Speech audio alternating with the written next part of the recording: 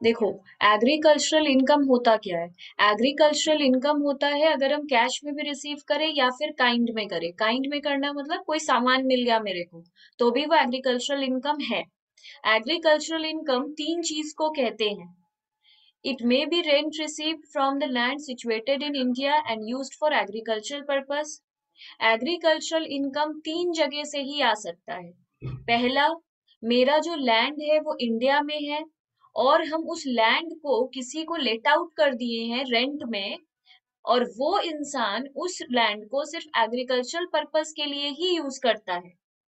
मतलब मेरे पास एक लैंड है इंडिया में, हम उस लैंड को किसी और को दे दिए हैं भाड़ा में, और वो मेरे को रेंट देता है। पर वो आदमी उस लैंड में सिर्फ एग्रीकल्चर पर्पस के लिए उस लैंड को यूज करता है। तो मेरे को जो रेंट मिल रहा है, हम उस रेंट को बोलेंगे एग्रीकल्चरल इनकम। अब वो जो लैंड है वो it is derived from land through agricultural employed by cultivator through the sale of agricultural produce in the market. हो सकता है कि वो मेरे को पैसा नहीं देता है, वो मेरे को एग्रीकल्चरल प्रोड्यूस दे देता है। मतलब वो जो उस लैंड में ग्रो करता है वो मेरे को दे देता है। अब वो अगर वो मेरे को देता है तो हम उसको मार्केट में सेल करके पैसा ले आएंगे।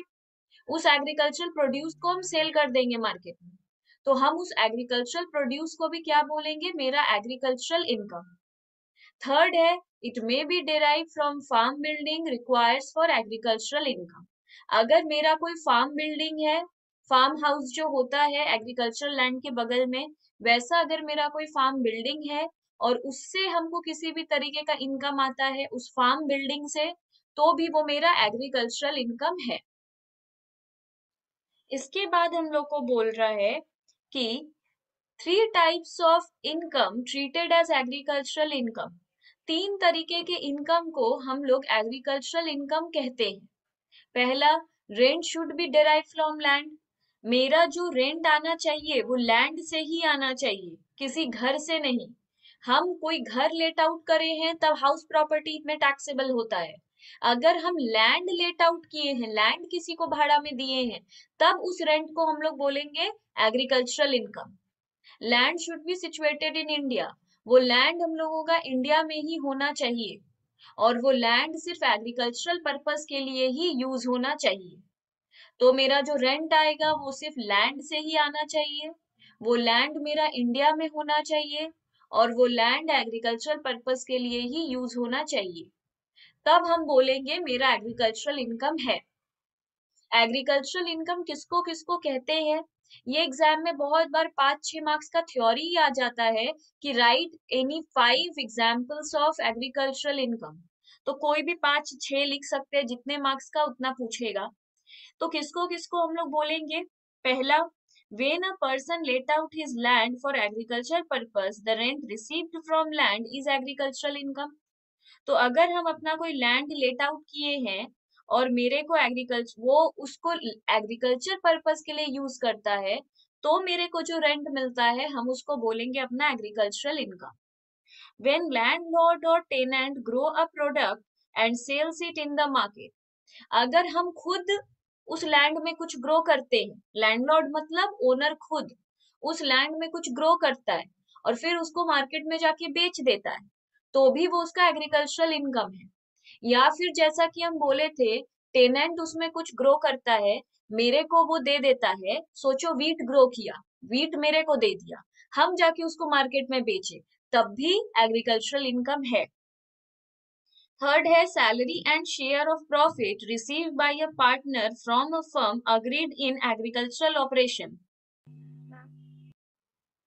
तो अब हम लोग को बोल रहा है कि अगर हम लोग किसी कंपनी में या किसी पार्टनरशिप फर्म में पार्टनर हैं, ठीक है, हम लोग किसी पार्टनरशिप फर्म में पार्टनर हैं और हम लोगों को सैलरी या शेयर ऑफ प्रॉफिट मिलता है, पार्टनर लोग को भी सैलरी मिलता है और पार्टनर लोग को तो उसका शेयर ऑफ प्रॉफिट मिलता है।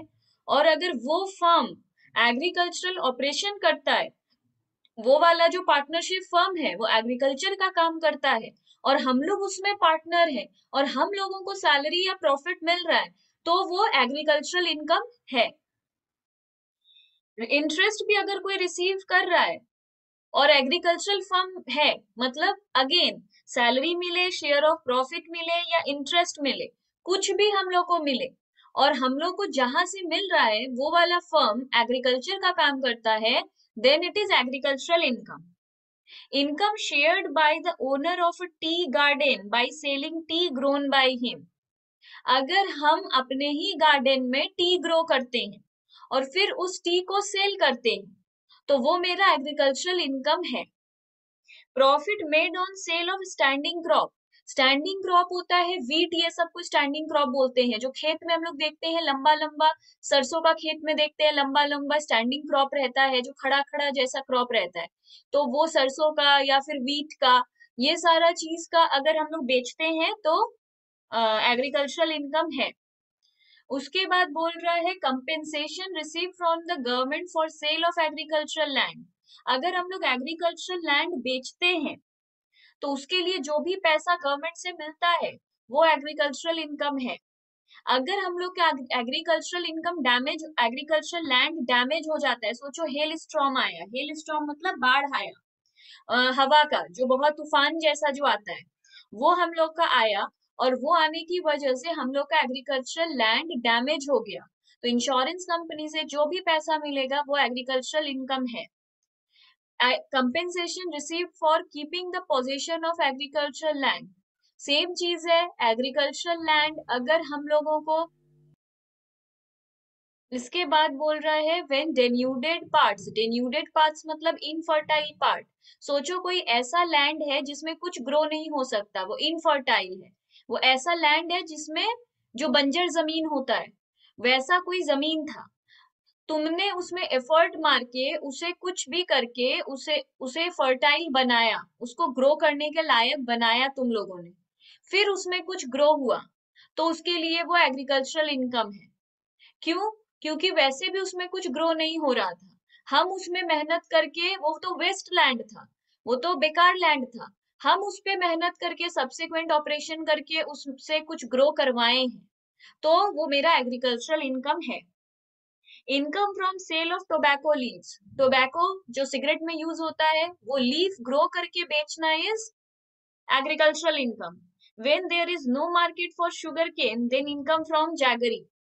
शुगर केन बेचना तो डेफिनेटली एग्रीकल्चरल इनकम है, पर जैगरी बेचना, जैगरी जो शुगर केन को सुखाकर हम लोग खाते हैं, तो शायद उसको हिंदी में खजूर कहते हैं, तो वो जो अगर हम लोग बेचते हैं वो भी करना मैम इज, गुड़ कहते हैं ना उसको।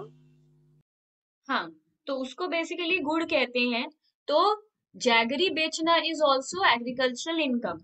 Income from growing flowers and creepers. Flowers और क्रीपर्स, क्रीपर्स होता है जो छोटा छोटा व्हाइट व्हाइट फूल निकल जाता है, उसको बेचे या फ्लावर बेचे, सब एग्रीकल्चरल इनकम है। ये है डायरेक्टली ग्रो करके बेचना, कोई भी फूल बेच रहा है तो उसका एग्रीकल्चरल इनकम नहीं है। जो ग्रो करके बेच रहा है, growing, income from growing flowers, जो खुद उगाकर उसको बेच रहा है। Income from sale of coffee, coffee बेचना इज, कॉफी डेफिनेटली पूरा प्रोसेस्ड फॉर्म में नहीं, जो कॉफी सीड ग्रो होता है उस सीड को बेचना। Income from sale of seed, कोई भी तरीके का सीड बेचना। Income from any farm building required for agricultural operation, ये हम शुरू में ही लिखवा दिए। अब जितना एग्रीकल्चरल इनकम है वो ये सब है। नॉन एग्रीकल्चरल इनकम क्या है? डिविडेंड रिसीव करना। सोचो हम किस, कोई एक कंपनी है जो एग्रीकल्चर का काम करता है, हम उस कंपनी के शेयर होल्डर हैं, तो मेरे को डिविडेंड मिलता होगा, तो मेरा, हम जो डिविडेंड रिसीव कर रहे हैं वो एग्रीकल्चरल इनकम नहीं है। Interest received by landlord from the tenant on the amount outstanding rent. सोचो तुम लोग मेरे को रेंट देते 5,000 पर मंथ, मेरा जमीन तुम लोग के पास है, तुम लोग फार्मर हो, उसमें एग्रीकल्चर करते हो, तुम लोगों ने मुझे बहुत टाइम से रेंट नहीं दिया, तो मैंने उस पे इंटरेस्ट लगा दिया। अब तुम लोग आके मेरे को रेंट पे इंटरेस्ट दे रहे हो, वो इंटरेस्ट नॉन एग्रीकल्चरल इनकम है, सिर्फ रेंट एग्रीकल्चरल इनकम है। Remuneration received by managing agent from a company engaged in agricultural operation. Managing agent, managing director, ये लोग को अगर कोई सैलरी मिल रहा है, रेम्यूनरेशन मिल रहा है, तो वो नॉन एग्रीकल्चरल इनकम है। Rent received from a land which is used for agricultural purpose, which is actually used for other purpose. हम तुम लोगों को एक लैंड दिए, तुम लोगों ने कहा इस पे हम लोग एग्रीकल्चर करेंगे, पर रियल में तुम लोग उसमें कुछ और करते हो, तो फिर मेरे हाथ में वो रेंट नॉन एग्रीकल्चरल इनकम होगा।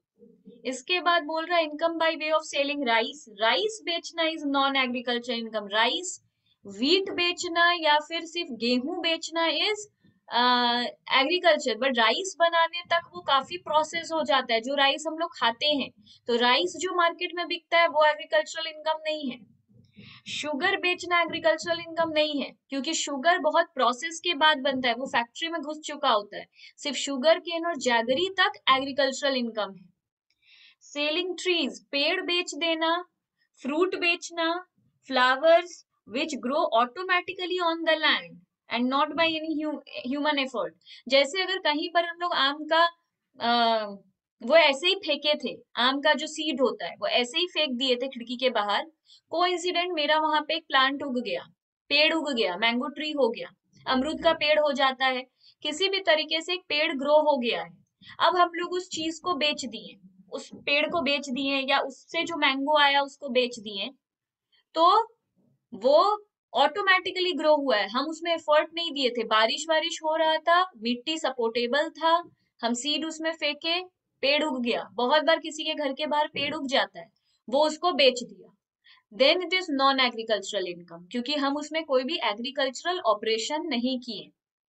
Income from selling wild grass and seed on spontaneous growth, अगर कोई अपने आप ही स्पॉन्टेनियसली कुछ रास्ते में सीड उग गया है या फिर वाइल्ड ग्रास हो गया है, बहुत जन का घर पे गार्डन होता है जिसमें वाइल्ड ग्रास हो गया है, पर वो उसमें एफर्ट नहीं देता है, वो ग्रास तो अपने आप ही उग जाता है, बारिश होता है उग जाता है, वो उस वाइल्ड ग्रास को सेल कर देता है, then it is non agricultural. जो भी चीज एफर्ट से हो रहा है वही एग्रीकल्चरल है, जो नॉन एफर्ट से हो रहा है वो नॉन एग्रीकल्चरल है। Income received by a money lender in the form of agricultural produce, हम इनकम रिसीव कर रहे हैं किसी मनी लेंडर से, तो वो एग्रीकल्चरल प्रोड्यूस है। मनी लेंडर जो मेरे को मनी लेंड किया था, तो सोचो हम किसी को मनी लेंड किए थे, अब वो मेरे को उसके ऊपर इंटरेस्ट दे रहा है, तो ये एग्रीकल्चरल इनकम नहीं है। Income from sale of butter and cheese, definitely पूरा प्रोसेस हो चुका है। Commission received by landlord for selling agricultural produce of tenant, तुम लोग फार्मर हो, हम मेरा जमीन पे तुम लोग काम कर रहे हो, एग्रीकल्चर कर रहे हो, तुम लोगों को नहीं पता है अच्छा दाम कहाँ मिलेगा तुम लोग को, तुम लोग के सामान का, हम बोले दो, हम सेल करवा देते हैं बहुत ज्यादा दाम में, तुम लोग को, तुम लोग खुद करोगे तो सस्ते में बिक जाएगा, तो हम तुम लोग का सामान सेल करवा रहे हैं, पर बदले में उसके लिए हम कमीशन ले रहे हैं, तो ये कमीशन मेरा नॉन एग्रीकल्चरल है। Income from farming, fishering, mines, brick making, fees paid by tenant, renewal of lease, paper renew करने के लिए जो फीस पे कर रहे हैं, तो मेरे को वो फीस मिल रहा है, वो नॉन एग्रीकल्चरल इनकम है। Receipt from TV serial shooting in farm house, TV serial ये सब वाले या मूवीज वाले खेत ये सब को मतलब फार्म को या एग्रीकल्चरल लैंड को टीवी में हम लोग देखते हैं, खेत का सीन है, तो उस केस में मेरे को वो लोग से भी पैसा मिलता है, तो वो मेरा नॉन एग्रीकल्चरल इनकम है।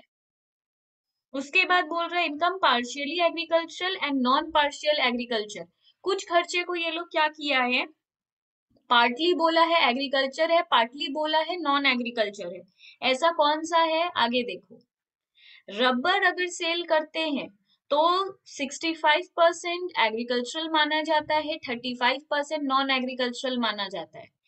टी अगर सेल करते हैं तो 60-40 का रेशियो है। कॉफी अगर ग्रो करके क्योर करके, सिर्फ क्योर मतलब क्लीन टाइप का कर देना, तो 75 और 25। अगर कॉफी को ग्रो कर रहे हैं, क्योर कर रहे हैं, रोस्ट कर रहे हैं और ग्राउंडेड कर रहे हैं, पूरा पीस कर बेच रहे हैं, ग्राउंड मतलब पूरा पीस कर बेच रहे हैं, तो 60-40। तो ये रेशियो याद रखना बहुत काम का होता है। उसके अलावा बोल रहा है when income is this type then it is charge under two head, अगर इस तरीके का इनकम है तो वो दो हेड में चार्ज होता है। नॉन एग्रीकल्चरल इनकम पीजीबीपी में चार्ज होता है, मतलब बिजनेस इनकम मान लिया जाता है। नॉन एग्रीकल्चरल है मतलब एग्रीकल्चरल नहीं है, तो ये बिजनेस इनकम है, और एग्रीकल्चरल इनकम को हम लोग अदर सोर्स में डाल देते हैं। तो इस तरीके के इनकम को दो हेड में डालते हैं। अब बोल रहा है इनडायरेक्ट वे ऑफ टैक्सिंग। हाँ, इसके बाद बोल रहा है, देखो रियल में हम लोग सबको पता है एग्रीकल्चरल इनकम इंडिया में एग्जेम्प्ट है। इंडिया में एग्रीकल्चरल इनकम के ऊपर कोई टैक्स नहीं देना पड़ता है। तो इनडायरेक्ट वे तरीके से, मतलब इनडायरेक्ट तरीके से गवर्नमेंट इसके ऊपर टैक्स लगाता है। क्योंकि अगर एग्रीकल्चरल इनकम, कितना सारा चीज एग्रीकल्चरल इनकम है, इंटरेस्ट मिलना, पार्टनर लोग को सैलरी मिलना, शेयर ऑफ प्रॉफिट मिलना, तो किसी के ऊपर भी टैक्स नहीं लगेगा फिर तो गवर्नमेंट क्या किया है, इसके ऊपर इनडायरेक्टली टैक्स लगाएगा। कैसे? Agriculture is not included in total income. ये टोटल इनकम में तो इंक्लूड होता ही नहीं है, क्योंकि ये तो एग्जेम्प्ट है, इसके ऊपर टैक्स लगता नहीं है। तो हम लोग के इनकम के चार्ट में तो हम लोग इसको लेते ही नहीं है, but it is indirectly taxable, और ये इनडायरेक्टली टैक्सेबल हो जाता है। This concept is known as partial integration of taxes. तो अगर कोई पूछता है पार्शियल इंटीग्रेशन ऑफ टैक्सेस क्या है, ये बहुत बार 2 मार्क्स में पूछता है, तो हम लोग सिंपल लिखते हैं, agricultural income total income include नहीं होता है, फिर भी इनडायरेक्टली इसको टैक्स लगा दिया जाता है, इसी को कहते हैं पार्शियल इंटीग्रेशन ऑफ टैक्सेस। उसके बाद कंडीशन लिखना पड़ेगा, कब इनडायरेक्टली, मतलब कब एग्रीकल्चरल इनकम के ऊपर भी टैक्स लग जाएगा। ऐसा क्या होगा जब एग्रीकल्चरल इनकम के ऊपर भी टैक्स लग जाएगा? The assessee is an individual, HUF, BOI, AOI। अगर वो इन चारों में से कुछ है, ये तीनों साथ में फुलफिल करना होगा, कोई एक करने से नहीं होगा, तीनों एक साथ होगा तभी टैक्स लगेगा। तो पहली बात तो उसको इंडिविजुअल, HUF, BOI या AOI होना होगा। दूसरा है, उसका नॉन एग्रीकल्चरल इनकम 5 लाख से ज्यादा होना चाहिए। नॉन एग्रीकल्चरल इनकम जो अभी हम लिस्ट बताएं, या जितना सारा लिस्ट बताए, वो सब मिलाकर उसका 5 लाख से ज्यादा होना चाहिए। In case of super senior citizen 5 lakh से ज्यादा होना चाहिए सुपर सीनियर सिटीजन के केस में, 3 लाख से ऊपर हो जाना चाहिए सीनियर सिटीजन के केस में, और जो 60 साल से भी कम का है उसका 2,50,000 अगर नॉन एग्रीकल्चरल इनकम हो गया तो ये कंडीशन है। तीसरा है एग्रीकल्चरल इनकम 5,000 पर एनम हो जाना चाहिए। तो अगर मेरा इनकम, एग्रीकल्चरल इनकम 6,000 है, सोचो मेरा एग्रीकल्चरल इनकम 6,000 है और हम इंडिविजुअल भी हैं, और पर मेरा नॉन एग्रीकल्चरल इनकम 2 लाख है, तब मेरे एग्रीकल्चरल इनकम पे टैक्स नहीं लगेगा। ये तीनों कंडीशन साथ में फुलफिल करना होगा, हमको इंडिविजुअल भी होना होगा, मेरा नॉन एग्रीकल्चरल इनकम 2,50,000 कम से कम होना चाहिए, एक्सीड करना चाहिए, एक्सीड 2,50,000 से ज्यादा होना चाहिए, और मेरा एग्रीकल्चरल इनकम साल में 5,000 से ज्यादा होना चाहिए। अगर ये तीनों कंडीशन हम साथ में फुलफिल करेंगे तो मेरा एग्रीकल्चरल इनकम पे भी टैक्स लग जाएगा।